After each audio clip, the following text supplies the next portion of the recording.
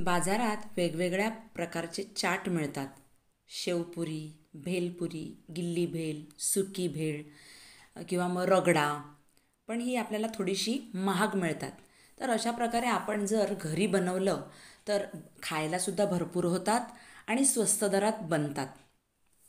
चला तर आज आपण शेवपुरी बनवून घेऊया. हॅलो एव्हरीवन, यम्मी रेसिपीज चॅनलमध्ये मी आशा आपणा सर्वांचं खूप खूप खूप मनापासून स्वागत करत आहे. सर्वप्रथम आपण वाटण तयार करून घेऊया. त्यासाठी मी 2 लसणाच्या पाकळ्या घेतलेल्या आहेत. 1 हात भरून म्हणजे 1 मूठभर एवढी कोथिंबीरची पानं, 2 हिरव्या मिरच्या, 6 ते 8 मी पुदिन्याची पानं घेतलेली आहेत. 1 टेबलस्पून मी चणे घेतलेले आहेत भाजलेले, थोडंसं मीठ आणि अगदी थोडीशी साखर घेतलेली आहे. आता याची आपण पेस्ट बनवून घेऊया, मस्तपैकी चटणी बनवून घेऊया. सर्वप्रथम आपण चटण्या बनवत आहोत. वेगवेगळ्या प्रकारच्या चटण्या आपण आता बनवून घ्यायच्या आहेत. आता ही हिरवी चटणी बनवून झालेली आहे. एका बाउलमध्ये मी ती काढून घेत आहे. चवीला अतिशय सुंदर लागते अशा प्रकारची चटणी. तुम्हाला जर ह्या वेगवेगळ्या चटण्यांचे जर रेसिपीज हव्या असतील डिटेलमध्ये तर तसं मला कमेंट बॉक्समध्ये तुम्ही कमेंट लिहा. आता ही चटणी मी बाजूला ठेवते आणि आता आपण रेड चटणी बनवून घेणार आहोत. त्यासाठी मी 4 ते 5 काश्मीरी मिरच्या घेतलेल्या आहेत. 2-3 मी बेडगी मिरची घेतलेली आहे. 6 ते 8 मी ह्या लसणाच्या पाकळ्या घेतलेल्या आहेत. 1 टेबलस्पून मी भाजलेले शेंगदाणे घेत आहे. थोडंसं मीठ घेतलेलं आहे आणि आता आपण ह्याची छान अशी पेस्ट बनवून घेऊया. पेस्ट तयार झालेली आहे. ही पेस्टसुद्धा आपण दुसऱ्या वेगळ्या बाउलमध्ये काढून घेऊया. ही सुद्धा चटणी एकदम चविष्ट आणि झणझणीत अशी झालेली आहे. तर मी ही थोड्या थोड्याच केलेल्या आहेत कारण चाट करण्यासाठी अगदी थोड्या थोड्याच ह्या चटण्या लागतात. तर ही सुद्धा मी चटणी बाजूला ठेवते आणि आता आपण करूया गोड चटणी, चिंचेची गोड चटणी. त्यासाठी मी 2 कप एवढं पाणी घेतलेलं आहे. त्यात 1 कप भरून मी चिंच घेतलेली आहे. अर्धा कप मी खाजूर घेतलेला आहे. या खाजुराच्या मी आतील बिया काढून घेतलेल्या आहेत. अर्धा कप मी गूळ घेतलेला आहे. अर्धा कप साखर घेतलेली आहे. आता हे छान आपण उकळून घेणार आहोत आणि स्टर करत राहणार आहोत. त्याचबरोबर मी थोडंसं मीठ घेतलेलं आहे. 1 टीस्पून जिरं पावडर घेतलेलं आहे. 1 टीस्पून काश्मीरी मिरची पावडर घेतलेली आहे. आता हे 15 ते 20 मिनटंपर्यंत मी उकळून घेतलेलं आहे आणि आता हे मी गाळूनसुद्धा घेतलेलं आहे. जाडसर अशी चिंच गुळाची चटणी आपली तयार झालेली आहे. तिन्ही चटण्या रेडी झालेल्या आहेत.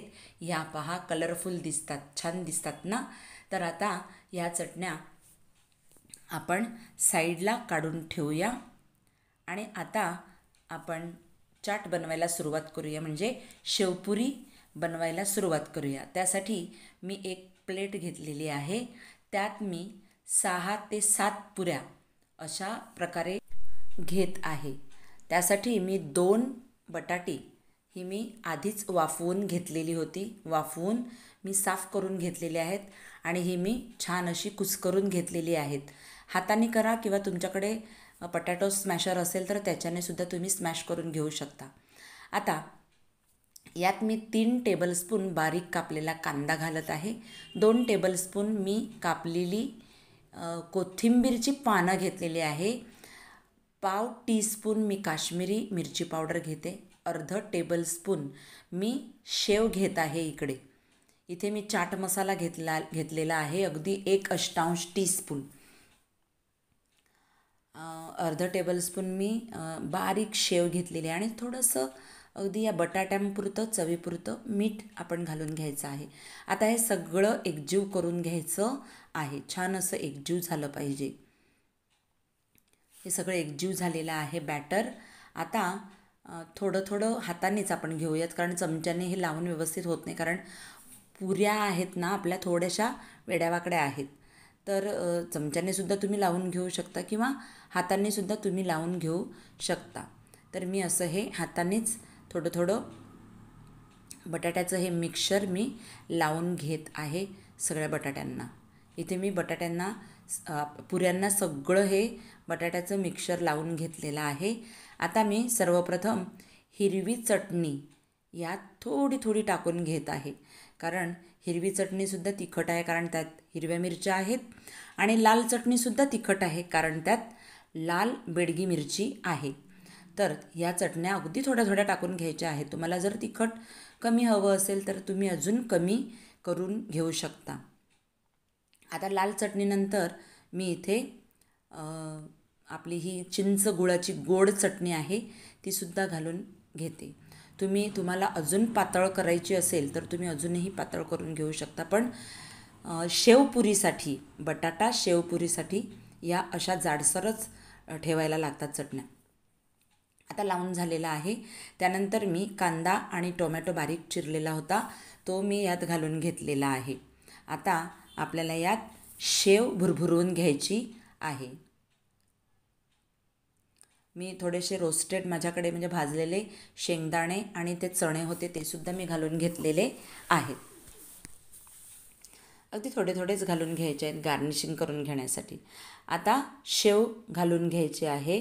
प्रत्येक पुरीवर भरपूर अशी शेव घालून घ्यायची आहे आणि मस्तपैकी हे गार्निश करून घ्यायचं आहे. तुम्हाला हवं तर बारीक चिरलेली कोथिंबीरची पानंसुद्धा तुम्ही वरून ही टाकून घेऊ शकता. ही पहा, मस्त कलरफुल अशी आपली बटाटा शेवपुरी तयार झालेली आहे. तुम्हाला हवं तर तुम्ही लिंबूही पिळून घेऊ शकता. व्हिडिओ आवडला असेल तर लाईक करा, शेअर करा, कमेंट करा, सबस्क्राईब करा. मग आपण भेटूया पुढच्या व्हिडिओत. तोपर्यंत बाय.